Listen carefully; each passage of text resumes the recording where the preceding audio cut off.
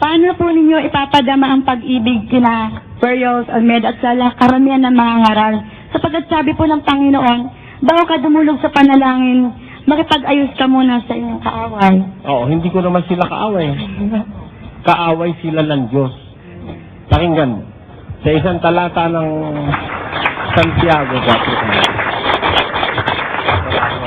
kung kaaway ko lang sila, makikipag-ayos ako sa kanila.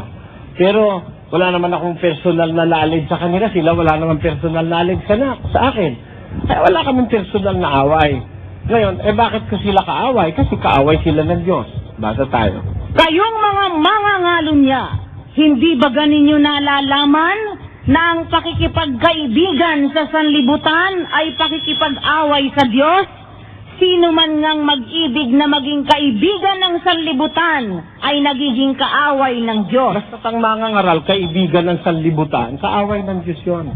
Sino ang gumawa na sila maging kaaway ng Diyos? Hindi ako. Sila may gawa nun. Masyado silang makasanlibutan, makapera, makamaterial, kaya puro pera hinahakot sa miyembro. O sila gumawa, hindi ako gumawa maging kaaway sila ng Diyos. Ano ngayon ang sabi ng Diyos? Doon sa kanyang mga lingkod. Pag nakakita ka ng kaaway ng Diyos, sabi kasi ng Diyos sa atin, iibigin mo ang iyong kaaway. Your enemy. Pero wala sinabi ang Diyos, love my enemy.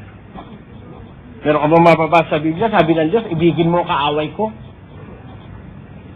Iba ho yung kaaway natin, iba yung kaaway ng Diyos. Ang ipinaiibig sa atin ng Diyos, yung ating kaaway. Pero walang sinabi sa Biblia kailanman, ibigin natin yung kaaway ng Diyos.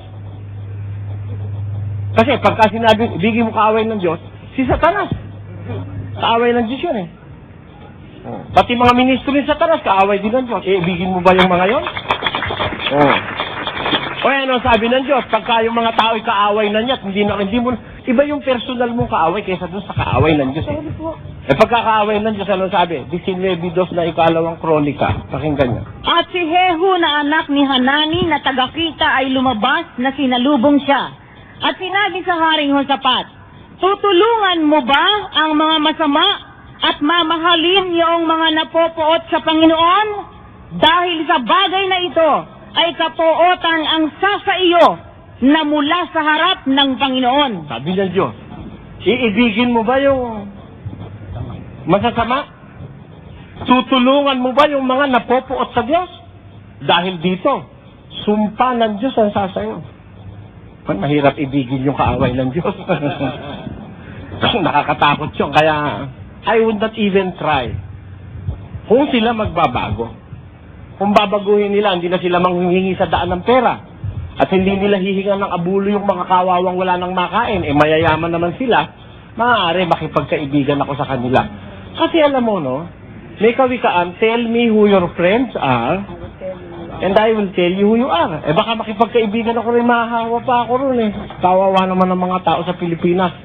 Puro na lang manggagancho mapupunta rin sa Pilipinas. Hindi dapat na makipagkais. Alam nyo, dapat doon kagalitan eh. Sapagkat ang puot ng Diyos ay nahahayag mula sa langit, laban sa lahat na kasamaan at kalikuan ng mga tao. Napupuotan Diyos doon sa mga kalikuan eh. Lalo na pag ang makakaralang gumagawa ng katarantaduhan sa miyembro, napupuotan Diyos. Pagka gano'n, napupuotan Diyos doon sa mga ganong masasama, huwag ka makikiisa ron.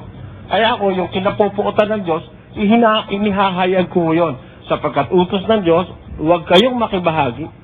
At huwag kayong makibahagi sa mga walang mapapakinabang na gawa ng kadiliman, kundi bagkus inyong sawatain. Pinapasawata nga eh.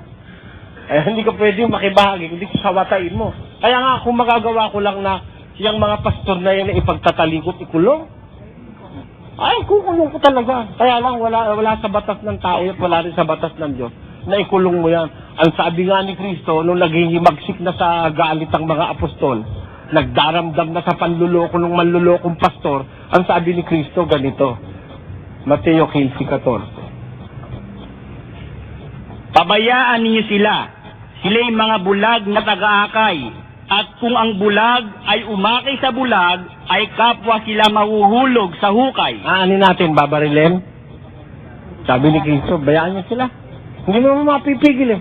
talagang ang profesyon nila ay manloko, di pabayaan mo.